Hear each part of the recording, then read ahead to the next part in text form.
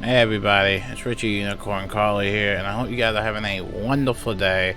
Today is Friday, and that also means that Test Realm is going offline for the weekend, and this could potentially be the last week for Test Realm. Now, don't quote me on that, because you know, they're always really unpredictable when it comes to announcements and stuff like that.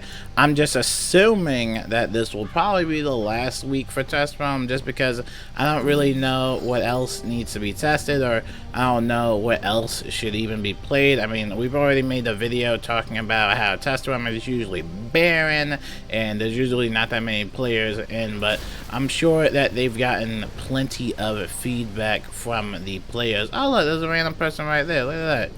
Brooke Rainbow Reaver. Pretty cool outfit, actually. I actually like that. But again, you know, Test Realm can be a little barren. We've had some problems with the whole Beast Moon event. Now, they made an announcement talking about you can play with the developers and stuff like that. That happened on Wednesday. I totally forgot about that on Wednesday. I think the reason I forgot is because they actually had a maintenance during that day. And so I just completely forgot about the whole Beast Moon event. I believe that was the PvP side of things. Yeah, there's only 1 minute for Beast Moon Hunt left, so hopefully everybody had some time to play some Beast Moon Hunt. But I'm here to basically overview everything in the Test Realm, or at least some of the stuff I've experienced so far. Now, first off, let's talk about some of the new quests. First off, if you're a lower level wizard and you haven't unlocked Firecat Alley yet, you can actually meet Lizzo Fire Spitter. And now I've done a little walkthrough quest of Lizzo Fire Spitter. I gotta say, it was actually a really fun quest. I actually really enjoyed doing that quest. And on a low level character too, it kind of just felt like old times, and doing a new entire quest line that's kind of been revamped and stuff like that. It has been an honor just to experience that firsthand. I probably won't do it on live run though, just because I'm too lazy, and I'll mainly play on my max level wizard. But for those of you that aren't in agreement of the whole Lizzo Fire Spitter quest, don't worry, because if you're a max level wizard and you've already gone through like Firecat Alley, you pretty much won't even see Lizzo Fire Spitter spawn in. That's my main gripe about the new FTU quest. I kind of wish there was a way for max level wizards to also do that quest as well, because man, it is such a fun quest. Now, speaking of Firecat Alley, there's actually another quest that you can do. Now, this one you can do on your max level wizard. It's the little fire kitten rescue type of search with the crazy Firecat, you know, Firecat lady. That was also pretty fun. However, I was expecting to get the pet at the end. And again, I haven't done the quest in a while, so I'm not sure if they've updated that to where you actually get the fire kittens as a pet, as maybe as a reward. But I was actually hoping for that, so hopefully in the live realm you do get the pet as a, you know, like a free little fire kitten pet for doing a nice little quest. But I don't know, we'll see what happens. It's up to them. I would love to get the pet, but I would imagine we'll see the pet maybe another time, but not yet. Alright, now let's talk about the Lemuria pre-quest. The Lemuria pre-quest was absolutely amazing. It really gasses you up for the future of the game, or basically just about what Lemuria is going to be. Hopefully we get to finally open up the door, the little electrified Cabal door, and see what's happening there, because I'm just so excited to get my hands on Lemuria. You guys know I'm going to be spamming you guys with tons of videos about that. I mean, it sounds like a pretty big world. I would imagine the level cap would be increased. A lot of people ask me when that update would come. Probably in November, just like every year. They usually have their updates in 3-year like intervals, or like 3 tabs basically. And this is the summer update, and so the next one is gonna be Lemuria. So again, I'm really excited, and I definitely encourage everybody to check out that pre-quest. It's a pretty fun pre-quest. Takes you all the way back to Polaris, Marleybone, some good old nostalgia here and there. So again, definitely check out that pre-quest. Alright, now you can't go questing without some spells, right? Now here are some of the new spells, right? Now for Life Wizards, basically, I got Spree Swarm. Now a lot of people aren't gonna like Spree Swarm, to be fair, obviously. But I gotta say, whatever they did to Spree Swarm, it actually makes it a little bit interesting. So in the beginning, all it did was just heal you, However, they've now added a little bit of a function to it, and I still gotta make a video on this. But basically, you can summon a life minion if you have a damage overtime on yourself. So let's say somebody casted a fire elf on you and you had a damage overtime on you. Well, when you use Spree Swarm, that will basically spawn in an additional minion. I did some playtesting with this. The minion only has 45 health, it's a rank 1, and from what I've seen, it can only cast some 1-pip spells. So for example, it could cast Spree, it could cast Brilliant Light, it could also cast Triage as well.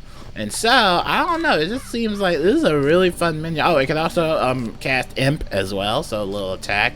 But it's a really nice, fun little minion. A lot of people in the beginning might thought that it would have been a Spree Guardian, but I'm guessing they thought that Spree Guardian would be a little bit too overpowered for Spree Swarm. But overall, though, I really do like the whole minion function for it. I hope to see that with more spells in general, because that one is really cool. Speaking of minions, Myth Wizards get the whole Taunt Golem type of minion card. Now, I personally, myself, cannot actually learn this spell just because you actually need the Golem spell, which I don't believe that Wizards can actually get. Oh wait, I can get the spell via Spelmans, which we are also going to talk about Spelmans. So this is the Golem Taunt spell. Now you can enchant a Golem minion to health up to like 150.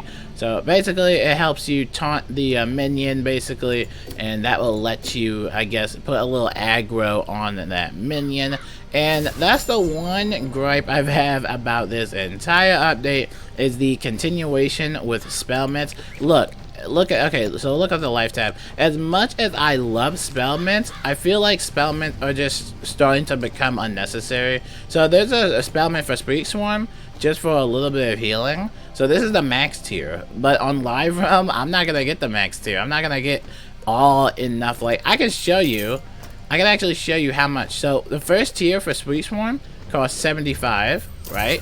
You train that up, and then the next one, and you lose those Spelmans, by the way. You don't keep them as you would usually do. You actually lose them. It's like basically feeding money. So now I have 924. So the next tier is at tier 2, and that's at 115, right? May I remind you, I just spent 75 Spelmans, and I was just for tier 1, right? So here we go again, right here. There you go, upgraded. That's up to tier 2 now. So if you want to do tier 3, tier 3 is 190, and again, you lose those Spelmans. So now I'm down at 190. Now, to be fair, this is test realm, and things are always subject to change, but even then, this does just feel a little bit extreme, right? And it's not just for Spree Swarm. This is for all of the new spells that they've added in. So you can talk to your respective professors. You can train for that spell just as long as you're at the appropriate level. However, you'll want to upgrade them, or at least figure out a way to upgrade them. Oh my goodness, look, tier 4 is at 305 Spelmans. Yeah, I'm not doing all this just for Spree Swarm, right? Like, I love Spree Swarm, I love healing and stuff like that, but I'm not doing all that for Spree Swarm now. So again, they have a lot of Spelmans, you know, so that's my main gripe. I'm not a big fan of Spelmans. It just kind of feels a little bit too much. But yeah, let me know what you guys think. I did a little bit of adventure parties too, getting back on topic. I did a little bit of adventure parties, and I don't know. I mean, I don't know if I don't know. It's just, oh, it reset. Okay. But I don't know if I'm the biggest fan of adventure parties. I feel like this should have been something that we should have had years ago. But of course, better late than never, obviously. I'm glad that we have it, but it's probably something that I'm probably not going to use, just because I don't really play with people as much. The main person I play with, especially through questing, is usually just Nicole, and then maybe Dre if he's ever online. Shout out to my boy Dre. But yeah, most of the time I just do not play with anybody usually, and that's going to be the same way with Lemuria. I'm probably just going to solo queue for Imperia, probably solo a good vast majority of it, or at least try to, and I'll probably only do team ups for some of the harder boss fights as I usually do. And I did the same thing with Caramel as well. I don't know, solo questing has just kind of been a vibe for me. I kind of get tired of playing with other players, especially if it's just like all tanks, or if it's an ice wizard that does nothing but tank. I don't know, I get tired of the Jade tanks, and I was just like, I need somebody to hit, so I just play by myself, I just hit by myself, and then if I need healing, I can heal myself. And as a life wizard, that comes with some perks, obviously, but, you know, I'll probably just solo quest. Maybe I'll get Nicole back in the game, maybe to play Lemuria. I'm not the best at convincing people, but for the most part, I will probably just play Lemuria all by myself, do a walkthrough of it, and it will be pretty fun. So, going on to adventure parties, you can basically group up with your friends. When you start an adventure party, you can basically select your friends to invite in a group, and then when you have enough players in a group, you can start an adventure party. And with adventure parties, you can basically set preset times of when you want to meet in a dungeon, or hey, let's meet in like Dragonspire or something like that. And again, you can see other people's like online status and stuff like that when they've recently been online. And there's a permanent function just as long as you stay logged in every 30 days. So if you become completely inactive, then I believe the adventure party is completely disbanded, because you don't want to be in an adventure party that's completely inactive. So you at least gotta log in at least every 30 days, and then you can keep your little adventure party. So make sure you're staying active with that. Speaking of adventure parties, we got some combat changes, mainly with groups and combat sigils and stuff like that. So I'm not sure when this does happen, but when you're ever in battle, or if you're in a group, or sometime when you just finish the battle, basically there will be these wisps. So there will be these blue wisps like mana wisps, there will be some red wisps like the health wisps, you know, that you get to replenish your hit points. And then there's also gold wisps. Now these little gold wisps will give you some extra gold, nothing too crazy though. So interesting little concept, a little bonuses to give to you during combat, or basically after the combat is over. But during combat, they actually have this new feature that I feel like a lot of people are going to like. You can basically instantly join a combat without having to wait around. Now this is really good in case somebody accidentally doesn't get into that fight at the last second. You won't have to wait a full round just to cast a spell. You basically go in during the combat phase. And so I think that everybody on Live Realm is going to be psyched about that. I think that's going to be the best feature about this summer update. Just that, oh man, it's just going to be so clean. Because think about it like this: you don't get into combat, you just go in on that round, and you can still have a chance to do a spell, right? As long as you're joining in during the combat phase and stuff like that, you'll have time to cast a spell. I think it's a really cool feature. I will see what happens, especially for mainly PvE content in general, or just PvE in general. I think it's only for PvE in general. But again, that is going to be awesome in the combat sigils. That will definitely be interesting to see. So that pretty much wraps it up for the whole entire summer update. Now they also added in new beast forms and stuff like that, but I never really got a chance to do much of the beast mode, or at least I never got a chance to do the new forms, just because a lot of people were insta-locking the new forms. So I never got a chance to play the new forms, but I think it's like a Death Draconian, and I think it's like an Ice Fairy or something like that. So I don't know, I'm not too hyped about it, just because I feel like they're just kind of going around the board of all of the types of Beast Moon forms, and they're just going into, alright, did we make this? Did we make the Fire Elf into an Ice variant? Like, oh, did we do this for Fairy? Like, oh, let's make an Ice Fairy. Like, oh, let's make a Death Draconian. Oh, let's do this, let's do that. So this, I don't know, I would kind of prefer like different beast forms, like maybe in the future. And again, Anton made this. You can talk to Anton, obviously. Anton's the boy, the goat. Anton's the goat. But again, I kind of wish they made different beast forms instead of just going across the board and just making a variant for each school. I feel like that would get a little bit exhausting and too overwhelming. I would kind of want something like new beast forms, like maybe like an elephant. Like, I would love to see an elephant, maybe an insect. Who knows? I mean, I don't know. That would be cool, though, to see some different types of, like, form creatures, though. I would definitely love to see that. And hopefully we do get to see that in the future. And I played the Avalon map on Beast Moon Monster Mayhem. And again, I'm not the biggest fan of Beast Moon Monster Mayhem, especially on the Avalon map. I don't know. I've never really liked the Avalon map when it was first announced. It just feels so jagged to me. So it just feels like a maze. I don't know. You have to actually know where to go if you want to get in those battles quick enough.